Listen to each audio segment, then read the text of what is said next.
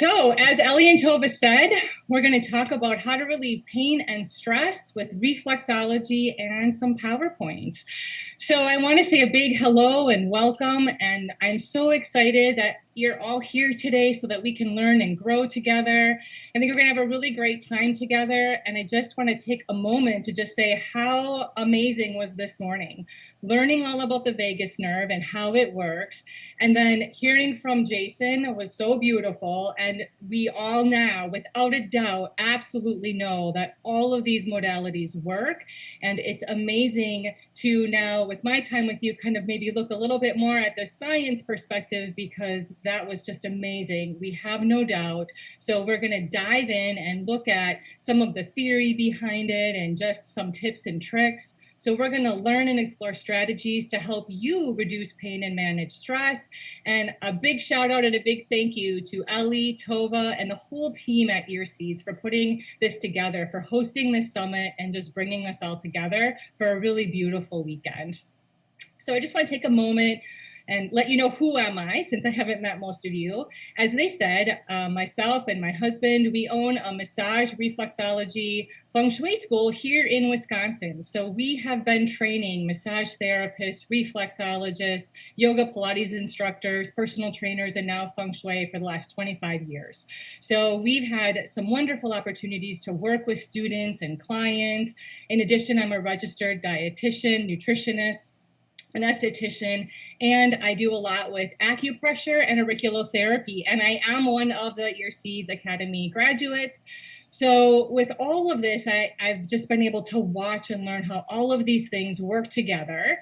So I'm able to maintain a private practice with clients and Zoom, because COVID taught us all how to do that, in addition to teaching at our school and at a university here in Wisconsin. So what I want to do today is learn and explore strategies that I use with my clients and share them with you. So my whole goal after this presentation is to give you tips and tricks to help relieve pain and stress in your life and in your body. So let's dive in. So as Ellie mentioned this morning, we always need those medical disclaimers. While we know all of these things work, you definitely always want to make sure that you don't use information from a seminar to replace medical advice offered by physicians. As Jason also said, physicians and doctors are wonderful, and it's always best when we can work in collaboration with everybody. So we want to make sure that we get that taken care of. And I'm just having a little delay with the PowerPoint here. So let's start with, what is reflexology? So a big picture definition. So reflexology is stimulating one part of the body to have an effect on another part of the body to bring balance or to bring homeostasis. So it's often referred to then as stimulating reflexes, but not the kind of reflexes you get tested at the doctor. So we're not tapping you underneath the knee or the back of the ankle. We're pressing points on the ear, the feet, the hands. So we're then trying to affect the whole body by these mini reflexes. So then people often ask, well, then how do we find these reflexes? And so we give that a name. So they are located in microsystems, also called microflex areas. So we have to define that. So a microsystem is a part of the human body that represents the entire body in miniature. So when we look at this picture I have here, we can see we have an outline of the entire human body, but then we can lay the foot on top of it. So again, a microsystem is one part of the human body, in this representation, the foot, that we can put the whole body on. So the most common examples of these microsystems are the feet, the hands, the ears, the eyes, and the tongue. And so before we look at pictures that have the organs and more parts on them, if you think about in your body, your heart is located here. When we put the foot then over the body, that's the spot that we're going to touch to stimulate the heart. And I really like to help people understand that once we look at the body and then overlaying it, we can keep it more simple. And we can then, after we look at the charts, give ourselves reflexology treatments because we understand how things are placed. So with reflexology, we're working those reflexes. So as we just stated, those microsystems, they're found in many places. So for each place they're found, often then we give that a name, or we'll call it a modality. So in the field of body work, we talk about all these different modalities. So reflexology is a modality. Auriculotherapy is a modality. Iridology is a modality. So reflexology, often when we're talking about reflexology, we'll be talking just about the feet and hands. More and more, we're seeing some reflexology certifications, including the ears. So we could talk about ears as well. For the purposes of today, though, we're going to talk about auriculotherapy for the ears, because auricle, the outer part of your ear, that's where we get that name from. And then iridology is studying the iris of the eyes. So as we look at reflexology, then we want to just take a moment and look at how we're affecting the body.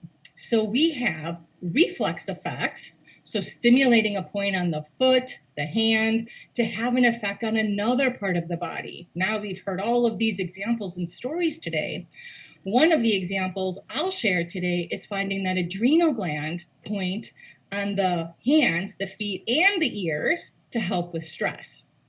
But then, as we also saw this morning in Ellie's presentation, we have direct effects, because if we're stimulating a point on the foot to have an effect on the foot, or on the ear to affect the ear, because we have all of these body systems also integrated. So again, when we look at auriculotherapy, we're going to talk about the ears, iridology, talking about the eyes. But when we look at these direct effects, so even though the hands, the feet, the ears, the eyes, the tongue have these microsystems, they still have the nerves. So we've got to learn a lot about that nerve connection today, muscles and lymph nodes. So this means that when we're working on these body parts, we are working and affecting the entire body on so many levels. And I think it's always really good to talk about these reflex effects and direct effects, so that we understand and we know how to describe the effects we're creating if our clients ask. So that leads us to the next question then, what's the difference and does it matter? All of these techniques are trying to bring balance, trying to bring calm or homeostasis to the body. So we're just using different methods to try to achieve that balance. So the words, the titles, they give us clarity of where we're working on the body. I don't want us to get lost in the words, but I want to be respectful, because some professionals are really insistent on using their titles to clarify the differences, and others, if they work with a lot of modalities, will let them all flow together. So we never want to offend any practitioner or professional. So I just want to clarify in this presentation how I'm using these different modality names, so that for the course of the next 35, 40 minutes, we're all on the same page. So when we're talking about reflexology, for now, we're going to talk about points or areas on the hands and the feet. When we're talking about auriculotherapy, for now, points located on the ears. We're going to talk a little bit about acupressure points. So points found along the meridians on the face or body, but as we learned, not on the ears. And then sometimes people ask, well, then what's the difference between a reflexology point and a trigger point or a tender point? So trigger points, these are tight areas of muscle that refer pain to other parts of the body, but on the same limb or within the same area. So they're not reflexology. So we're going to look later at the top of your shoulder, and we can have a trigger point that when it's pressed will refer pain in that same area. And a tender point, when we touch it, will feel very similar to a trigger point. So often as practitioners, we don't know if we're touching a trigger point or a tender point until the client gives us some feedback. I can feel that referring, or trigger points have been charted out, as we'll look at in a moment. So I might know that I'm in an area of a trigger point, but it doesn't mean that for sure a client will have one there. We're just looking if they have that pain. So trigger points and tender points are both within our skeletal muscle. So any skeletal muscles like biceps, triceps, your back, your glutes. So it's areas of tight muscle. So when we talk about reflexology, and as we've learned, thousands and thousands of years, and all of this originated in India, we know that a lot of information then migrated across the globe. I like this picture because this is an actual pictograph from Egypt dating back to 2330 BCE. So when we talk about all of these texts and practices for thousands of years, there's a lot of evidence to support that we actually have been doing these things for thousands of years. So when we looked at that first illustration I showed you with the human body and the foot, we kept it really simple to just start to integrate how these microsystems are laid out. On this picture, we again have a human body, and then here we have the feet. So again, we said, if we know the heart is in the center of the body, then we can, when we transfer the picture over, pretty much figure out the heart will be about here, the lungs will be about here. So as we start to look at getting more detailed with where the parts of the body are laid out, we start to separate the hands and the feet in accordance with the body. So the body has a neck-shoulder line. We can draw that on the feet at the base of the toes. Usually there's a color change there. We have the diaphragm muscle, that muscle that helps us breathe. So we call that the diaphragm line on the body. And then here it is on the foot, just underneath the ball of the foot. We have a natural waistline. We have right at the base of the pinky, there's a little bulge, the pinky toe you can feel. We're going to have the waistline here, and then the pelvic line. Then we have some longitudinal lines, and all of this is just in an effort to help us be a little more precise with lining up where the organs are in the human body to where they are on the foot. So here we can put it all together. So again, lungs and heart, lungs and heart. We can see kidneys. I have these red circles on top of here because one of the points that we're going to talk about today is the adrenal gland, because when we're stressed out, this area on the foot can feel very tender. And so we will start with slowly pressing into these areas, never using too much pressure too quickly, but taking our time to massage in to stimulate the points so that then we can release that tightness there. So again, this half of the slide, this is the same picture that we looked at previously. So this is one of many, many reflexology charts. If you start to look online, you will find chart after chart after chart, and they're shown in different colors, but the placement of the human body is what it is. So that will always be the same. So at first glance, you might look at these two charts and think that they're really different, but it's just different colors. So again, if we look up here, we see the lung and the heart. The lung and the heart is a nice example. So as you're looking at charts, I don't want you to get thrown by how people use different colors or, they look different, because when we actually look close at them, they're the same. And you can literally get yourself a chart off the internet and start to practice reflexology on yourselves. We can't work with clients without certification, but I really want you to feel like you can take the information that we're looking at today and apply it into your own body.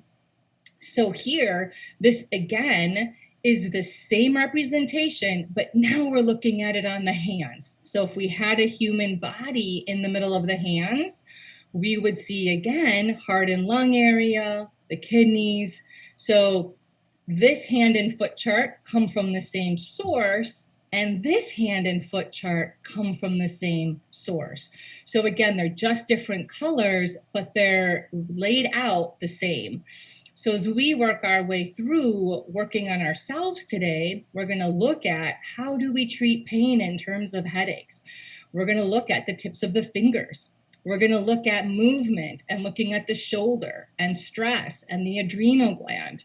So we're able to use reflexology to treat these pain points. And then also, as we've already heard today, we can use auriculotherapy. So briefly, we can talk about auriculotherapy as ear therapy. And it's so amazing to look at the ear, because the ear, according to the World Health Organization, is the most studied microsystem of the human body. and as we've heard, has been taught for over 4,000 years. So if that ear massage that we all did together with Ellie this morning felt really good for you after all of the things that you're learning this weekend, I hope you continue to do that for yourself, because it is an amazing way to bring balance to your whole body. So when we talk about auriculotherapy, we can leave it as one umbrella, but again, just for the sake of this presentation, we can look at that as ear reflexology or ear acupressure, just depending upon the practitioner's training. So with some hand-foot training, we might also get ear reflexology. So again, the body represented on the ear, except for we'll see in a moment that the ear is, when the body's on the ear, it's actually as an upside down fetus. So it's not lined up like we saw with the hands and the feet, but it's still the human body. So we still talk about that as a microsystem.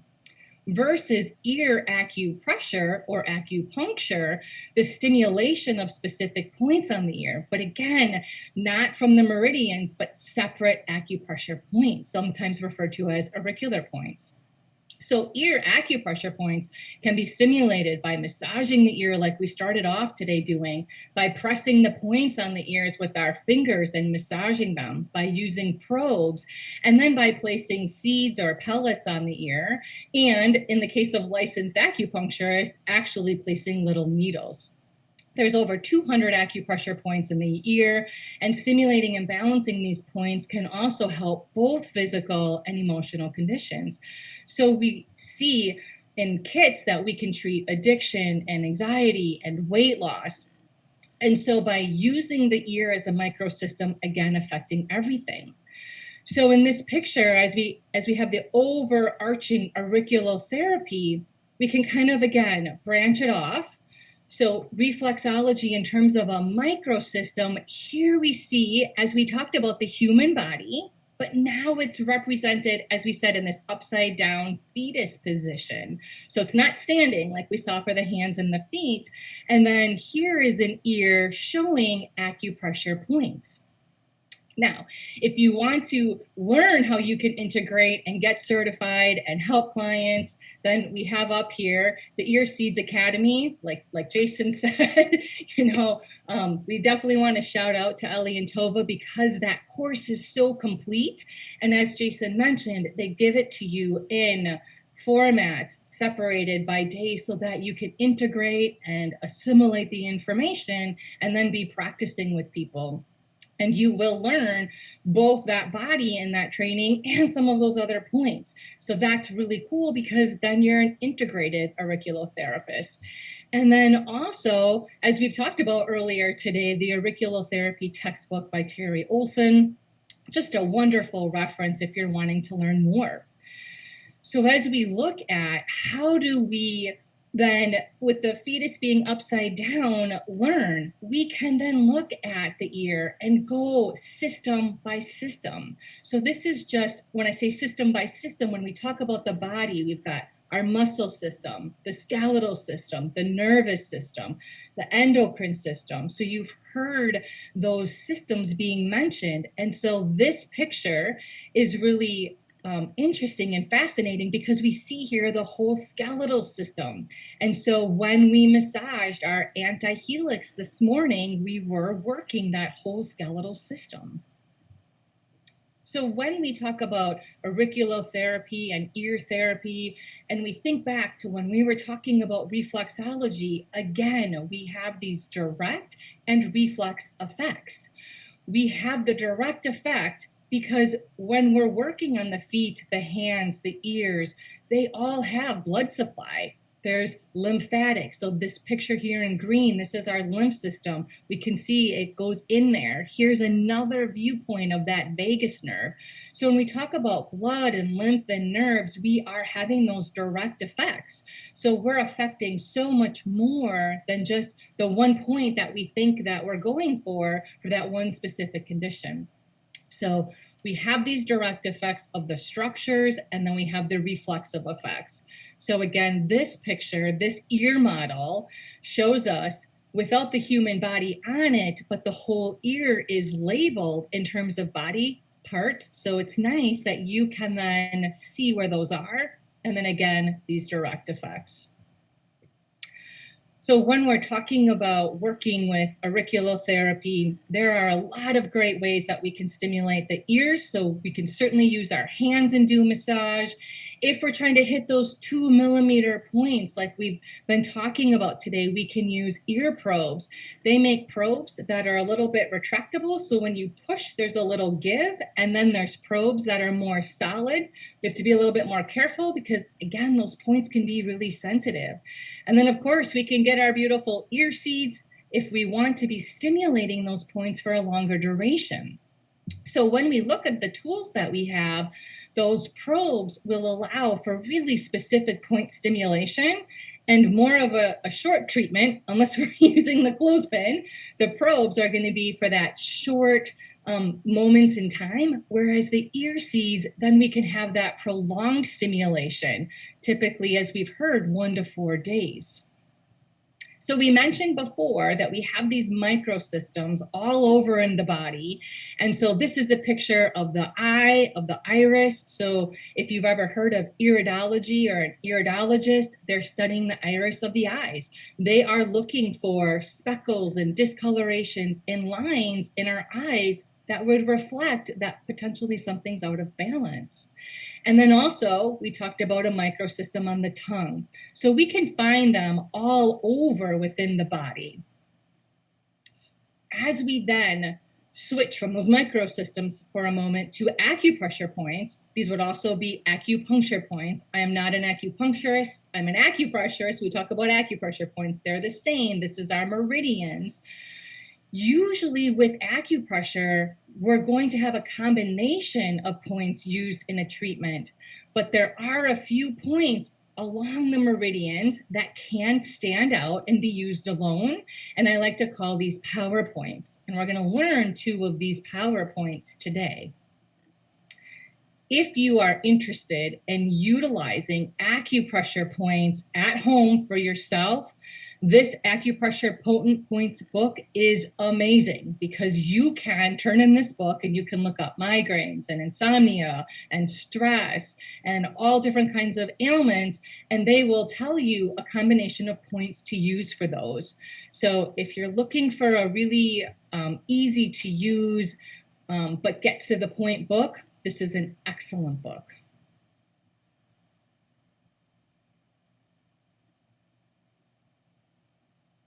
Okay, so that's acupressure points, looking at the meridians. So now we want to, again, revisit what I told you earlier about trigger points and tender points. So again, a trigger point is an area of muscle tissue that feels tight and when pressed or stimulated refers pain to another part of the body, but locally. So this is a trigger point chart. You can buy these and you can start to relieve pain in your body literally today because they're always color-coded. So up here where you can see there's a little number, the number will tell you what the muscle is. But even if you don't know what that muscle is, you can see that if you press this point, it refers pain to this whole red area. So always with trigger points, there's been a lot of research. So we know, so again, you can get different trigger points that might look different, but the points will be in the same spots because trigger points are predictable and often they fall in line with meridians, but they refer pain versus a tender point, also an area of muscle tissue that feels tight but doesn't refer pain to another part of the body. So I'm not trying to say that trigger points are more important than tender points because if you've got knots, you've got knots and you want them worked out, especially if they're in our neck or back or if we've got issues with our elbows and wrists from so many of us working at home. But it's important that if we're working on a trigger point and we know that it's referring, that we make sure that we treat it. And if we're working on a tender point and it's not referring pain, that we also treat it. So we want to talk about that for a second because in the world of reflexology and trigger point therapy, and sometimes even within our pressure points, people are feeling like they should have a lot of pain. They're falling into that trap of no pain, no gain. So I really want to just take a second and say that when we're pressing, stimulating, or holding these points, that we use a scale of 1 to 10 and we keep the discomfort at a 3 or 4. That number with the research has been continuing to come down. We used to teach that the discomfort could be within a 5 to 7, but what we're finding is that especially when we're working with skeletal muscle tissue, if it's too much pressure, it actually causes that tissue to spasm more, to get more tight, to cause more pain. And we see down here the muscle to potentially be injured or get even tighter. So now we've talked about a lot of different points. So I hope you're enjoying the points. I hope that this is starting to connect in your head, the difference between reflexology points, auriculotherapy points, trigger points, acupressure points. So we've got all of these points. We've got these microsystems. So how can we use them? And this is what I love about all of these things is that if we're at work and we've got some pain, we can use our hands, right? We can kind of reach up and massage our ears a little bit. So we can work these points wherever we are. So how are we going to use them to relieve pain and stress? We can simply use our hands, and this works great. And as we've heard from stories already today, we can get results that are often felt immediately. As we've talked about on that scale of 1 to 10, let's try to keep that discomfort or that stimulation at a 3 or 4. And I really, really, really want to stress that no pain, right? No pain is not no gain. It's just the opposite. And breathe as we're stimulating those points, because if we can bring oxygen and blood flow, it allows those points to dissipate. It allows the discomfort to go away and for the body to find that homeostasis. So again, if the points are overstimulated, especially in the case of trigger points and tender points, we could actually be causing damage. The muscle spasms and the knots won't actually release.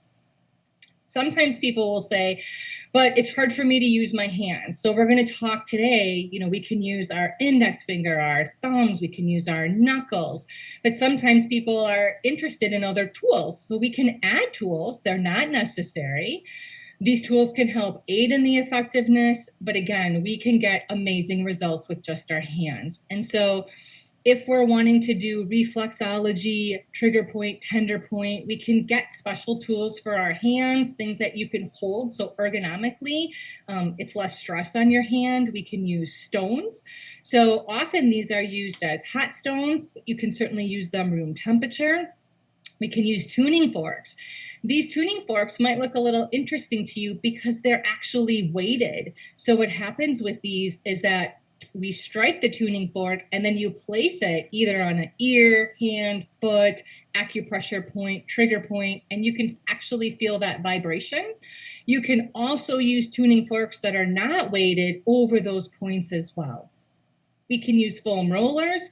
If you don't currently have a foam roller in your arsenal of tools, they are wonderful. And the same rules would apply when we roll on a foam roller to keep that discomfort a 3 to 4. And then since we're going to talk about shoulders and shoulder pain, kinesiology tape. This is available for anybody. You can buy all of these tools online and you can play with them. So now that we've got all of that introductory information, we're going to look at how do we apply this knowledge that I'm sharing with you today. When I'm working with my clients or teaching a course, whether it's in person or over Zoom, I like to flow through this circle. So in my head, this is my circle of wellness.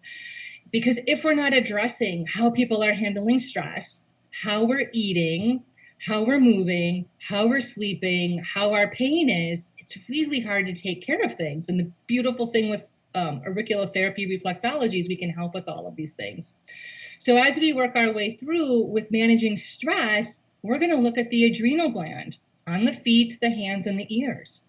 When we talk about what are we eating, how's our food consumption, we're going to look at that appetite control point. When we think about movement, if we have a shoulder injury, if we have frozen shoulder, if we have upper cross syndrome, if there's pain in there, we're probably not moving. So we could look at any area of the body for movement. For this presentation, I chose the shoulder. And sleep. We know that sleep is so, so important. That's the time when the body heals and it regenerates. But if we have pain, we're not able to sleep. So this cycle kind of works in reverse when we're out of balance, right? If I've got a lot of pain, I'm not probably sleeping well. If I'm not sleeping well, I'm probably not moving. When I'm not moving, I'm not making great food choices. I'm not handling stress well. So let's look at keeping this circle going the way that we want it to go. So first, we're going to talk about stress and the adrenal gland. So from a reflexology standpoint, on this picture, we can see where the adrenal gland is. So the adrenal gland is an endocrine system component. So when we think about hormones, hormones are part of the endocrine system. This endocrine gland sits on top of the kidneys. So here's our kidneys, here's our endocrine glands. And it has a lot to do with short-term stress when we have that big burst of adrenaline and long-term stress. And what's supposed to happen when the adrenal glands release these hormones to help us run is that when we're running, we burn them off. The problem is that so many of us are experiencing stress when we're sitting at our desks, when we're at work. We get that adrenaline rush, but we're not moving. So those stress hormones stay flooding through our bodies. So I'd encourage you, try to take some deep breaths when that's happening, but then we can also find on the hands and the feet and the ear this adrenal gland point. So this picture we are looking at is the bottom of the foot, so the plantar surface. And the way that you can tell is that we don't have any toenails here. So this is the bottom of the foot, same thing with this picture, and then over here. So in between the first toe and the second toe, we come down. If we look at the chart, here we are. So we talked about before having these guidelines just to help divide the feet into sections. And so when we then get into this section, there's a line here because when you have your foot and you bring your toes to your nose, there's a tendon that will stick out. We don't ever want to put a lot of pressure on that tendon, but we can use it as a guideline. You will know, because people will commonly ask, how do I know if I'm on my adrenal gland point? Typically, for most of us, it's a little bit tender. So we don't want to, again, go in with a lot of pressure to make it hurt, but typically there's a little sensitivity there. If yours isn't sensitive when you reach down to that point on the bottom of your foot, fantastic. So we can use thumbs to stimulate points. We can use index fingers. We can use our knuckles. You can use just about anything as long as you don't overstimulate and hurt yourself.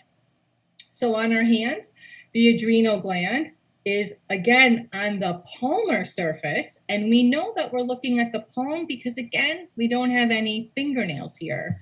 So the palmar surface, and now people will say, do I have to hold it static? You don't. You can hold it static for a while, or you can kind of massage it depending upon the discomfort that you have in that point. So you can certainly work hands, right? You can keep our hands on our lap in a meeting. Feet a little bit trickier because you have to take off your shoes, but you could certainly work your feet at night. And then if we look at the ear, the adrenal gland, we talked about the master endocrine point down here, the adrenal gland, if we have an ear model right at that spot. So I chose for this presentation to use the crystals so that we could really see them, but you certainly could use the gold, the silver, something that's a little less conspicuous. So as we've talked about a lot today, you can hold these points with our thumbs. You could put your index finger on the front or flip your hand around and massage these areas. So we learned the whole ear routine today. Massage, we can use probes, we can use ear seeds, and we can use electrical stimulation tools or needles if we're licensed to do so. So when we look at one helpful way for managing stress, this adrenal gland, we can stimulate it on the foot, on the hand, or on the ear. As we then look at food and diet, we're not going to talk about food choices today, though I'd like to, if I could share one tidbit as the dietitian nutritionist in me, when people often say, what should I eat? If there's one tip I could give you, it would be just to follow this. If it won't rot, spoil, or grow mold, it's not food. So I know that we all eat some of those things from time to time, but if you keep that in mind, no other diet needed, right? If it doesn't rot, spoil, or grow mold, we don't want to eat it. So with that, we'll come back to looking at our auriculotherapy point. We don't have an appetite control point on the hands and the feet, so we're going to use the points that we can on the ears. So when we look here, the red dot, that's from when we were just looking at the adrenal gland point. The appetite control point is located in the middle of the tragus. So this part of the ear, right here, this is the tragus. And the appetite control point's a little bit closer to the face than the adrenal gland point and just a little bit higher. So again, we can use our hands, we can use probes, we can use seeds, and again, we could use electrical stimulation or needles if licensed. So it's nice to see the relationship of those 2 points. So if we look at our summary, we can see the appetite control point on the face, and then we can also see it on our ear that's got our acupressure points. So we talked about how important movement is. If we have pain, discomfort in the body and we're not moving, that whole circle can become affected. With COVID, with people working from home, with people struggling to get out as much, I'm hearing and seeing a lot of shoulder issues. So that's why we picked that for today. The shoulder does have corresponding points within reflexology. So on this picture, this is the pinky side. We can see here a little shoulder area, shoulder. So again, here, I can just use my finger, my knuckle, my thumbs, and I can stimulate this whole area of the foot. Now, what's really great about the shoulder is that we can get it from the side, but we can get it from the bottom of the foot, and we can get it from the palm of the hand. So again, when I look at this chart, I know I'm looking at the bottom of the foot because there's no toenails. And here is the shoulder line. So if you just wanted to quickly make a note, how do I work the shoulder? If maybe you have shoulder issues between your 4th and 5th toes, you can just work straight down and go to the side and then work the whole area in there. If you want to do it on your hand, underneath the pinky, just working that whole area. Just like we saw, the foot had a spot on the lateral side of the foot, the shoulder corresponds on the back of the hand also. Here, I know I'm looking at the back of the hand because I have fingernails, and we can see here's the shoulder area. And so then on an actual hand, I wanted to make sure to show you as well, that's where we're working. So now what's so great about the ear is that all of the things that we're talking about today have corresponding auriculotherapy points. This shoulder point, if we want to use a probe or a seed, is located in the scaphoid fossa. So this is the helix, the whole ridge on the outer part, and then we have the antihelix, the part that sticks out, and then in that valley, fossa means depression. We have the scaphoid fossa. Here's the shoulder point. So if you have an ear model, you can also find it on there. And so again, you can get these really easily if you're wanting to see where those points are. And then again, we can massage, we can use thumb and index finger, and we can place ear seeds. So we talked about trigger points. So I want to get that in when we're talking about the shoulder, because the deltoid muscle is a very common place that people have trigger points, and you can see that it refers pain in this whole area. So again, what is a trigger point? It refers pain. How do we find trigger points? You can get trigger point books or charts, or simply by touching.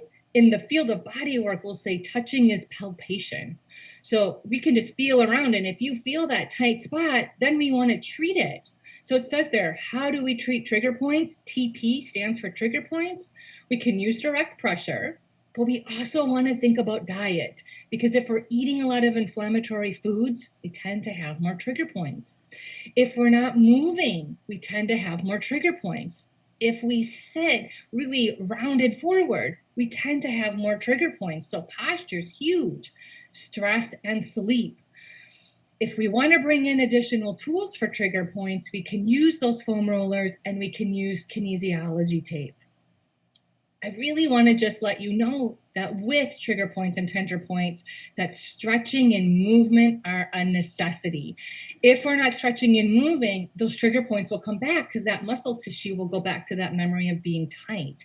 So what I love about incorporating auriculotherapy and reflexology is that now that you know where those shoulder points are in the hands, the feet, and the ear, we can use those points while we're stretching and moving and exercising to really get those trigger points to go away once and for all.